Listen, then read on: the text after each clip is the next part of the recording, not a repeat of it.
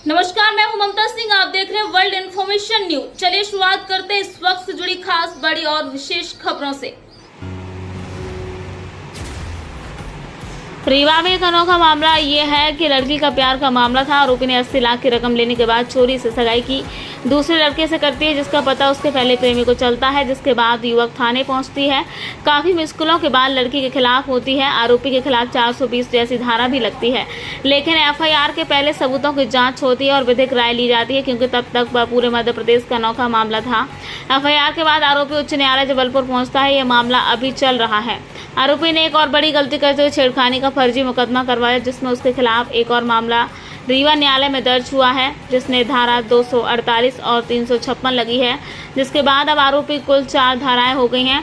आरोपी ने छेड़खानी जैसा गंभीर आरोप युवक पर लगाया, जबकि उसने पता था कि उस दिन ना तो आरोपी खुद था वहां पर और ना ही जिसके ऊपर आरोप लगाया वो घटना स्थल पर था। आरोपी ने ऐसा इसलिए किया कि किसी तरह से युवक को झूठे मुकदमे में फंसा, जिससे वह कामयाब नहीं हो पाए। युवक ने सारे राज खोल दिए। उसने होटल के बिल दिखाए। बिलों में दोनों लोगों के नाम दर्ज हैं। आजकल के समय में होटल बुकिंग के समय आईडी प्रूफ सिग्नेचर करना अनिवार्य है, खासतौर पर बड़े होटल में। पूरी तरह से इंक्वायरी करने के बाद, प्रोफाइल बनाने के बाद भी होटल रूम बुक किए जाते हैं। युवक ने बताया उसको लगातार कई लोगों ने केस वापस लेने के लिए दबाव बनाया, लेकिन युवक का कहना है ऐसे मामले को कोर्ट के ऊपर छोड़ देना चाहिए। युवक ने 2 ऐसी रिकॉर्डिंग साक्ष्य के रूप में सबके सामने सुनाई हैं, जिसे सुनने के बाद समाज के लोगों को संदेश मिल सके कि आजकल की लड़कियां किस तरह का व्यवहार करके लड़कों को अपने जाल में फंसाती हैं। रिकॉर्डिंग में आरोपी अपने प्रेमी को लड़की बनाकर बात करती है, जिससे उसके आसपास मौजूद उसके घर वालों को उस पर शक ना हो। वह अपने प्रेमी को कहती है, तुम क्या कर रही हो, कब आओगी उसके साथ। युवक वो बोलता है कि आप शादी करोगी, तो लड़की कहती है हाँ करूंगी, शादी पक्का करूंगी। लड़की ये भी कहती हुई नजर आ रही है कि मुझे थोड़ा सा टाइम दो, मैं अपनी मम्मी पापा से शादी के बारे में बात करूंगी। आरोपी सबसे बड़ी बात ये भी कहती है कि मुझे आपके साथ रहना अच्छा लगता है।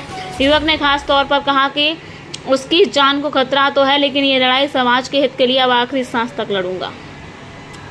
वर्ल्ड इन्फॉर्मेशन न्यूज से विवेक कुमार द्विवेदी की खास रिपोर्ट। बात क्यों दी थी आप? आवाज ये हाँ, अब अच्छी आई। मैं इसलिए ऐसा पूछा, मान लीजिए कभी दोबारा मन करे तो मैं अच्छे से ध्यान तो रखूं।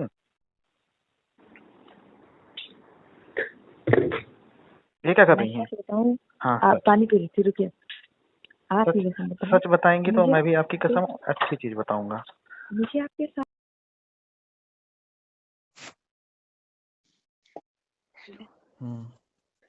हाँ बताइए।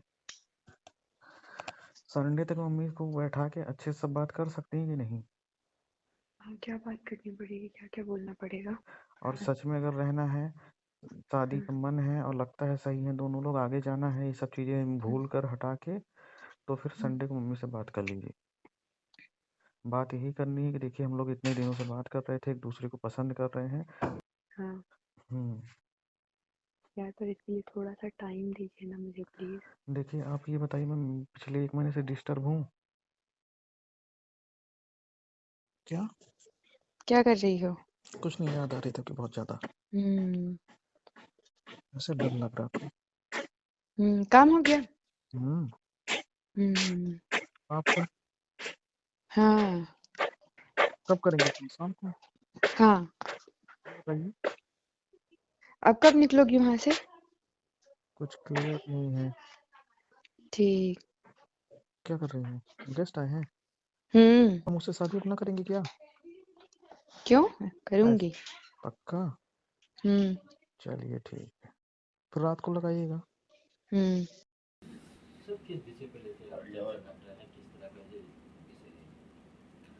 मेरा विषय पुराना है। एक जनवरी में रीवा में एक मामला हमारा आया हुआ था, जिसमें 80 लाख रुपए की हमारी ठगी की गई थी। फिर उसमें विधिक राय ली गई।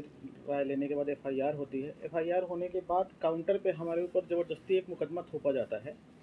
मुकदमा जो था वो एक तरह से फेक था। उसकी जांच हुई। जांच होने के बाद उसकी पुलिस अधीक्षक के यहाँ से रिपोर्ट आई। रिपोर्ट में आप फेक जिसने मुकदमा करवाया एक लड़की थी।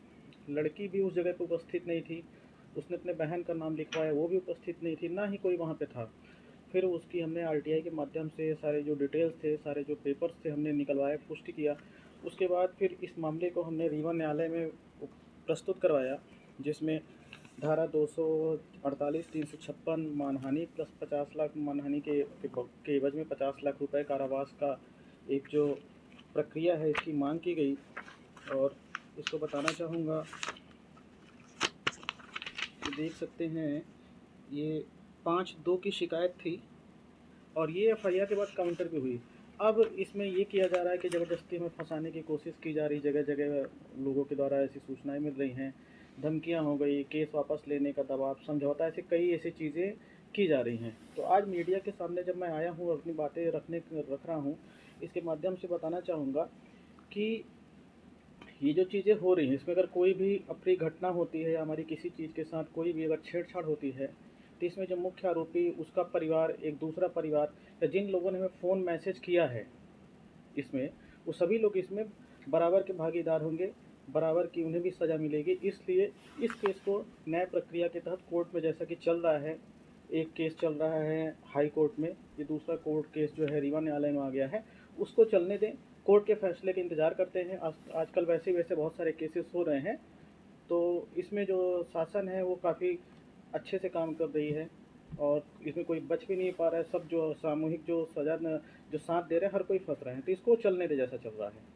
हमारे दर्शक ये जानना चाहते हैं कौन सा मामला था, किस तरह का पैसे का लेन देन था, कौन महिला थी, तो कुछ उजागर करेगी कि क्या है महिला का। अब मैं थोड़ा सा एक मर्यादा के तहत में नाम नहीं ले सकता, क्योंकि नाम लिया जा सकता है, एफआईआर भी है, लेकिन मर्यादा के तहत मैं जो बात साक्ष्य रख रहा हूँ, जो अपनी बातें रख रहा हूँ, नाम नहीं ले रहा हूँ। आपको उसके साक्ष्य उपलब्ध कराए दिए जा रहे हैं। घटनाक्रम के बारे में बताइए कि जो घटनाक्रम आपके साथ हुआ 420 जो आपके ऊपर लगा था और फिर आप न्यायालय से ये हो रहा, तो क्या घटनाक्रम था उस घटना शादी के एवज में लगभग 80 लाख रुपए की ठगी की गई थी, जिसमें चीज़ें मांगी गई।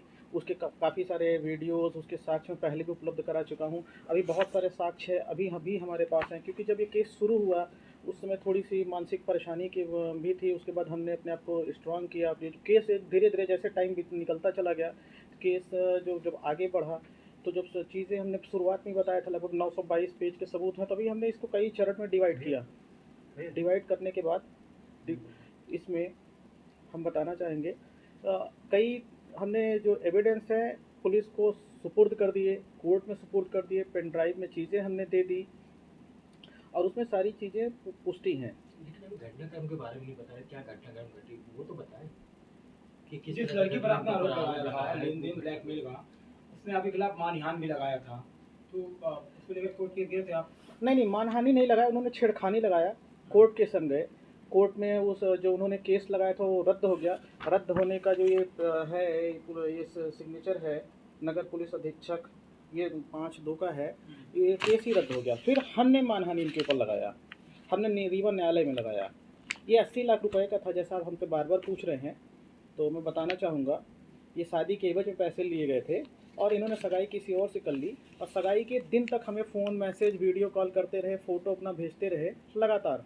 आपने जो 80 लाख रुपए की शिकायत दर्ज कराई थी, उसमें अब तक कोई कार्रवाई हुई? नहीं, बिल्कुल, उसमें एफआईआर भी हुई है, पूरा सहयोग मिला है। अब वो मामला हाई कोर्ट में चल रहा है, अब देखते हैं उसमें क्या होता है।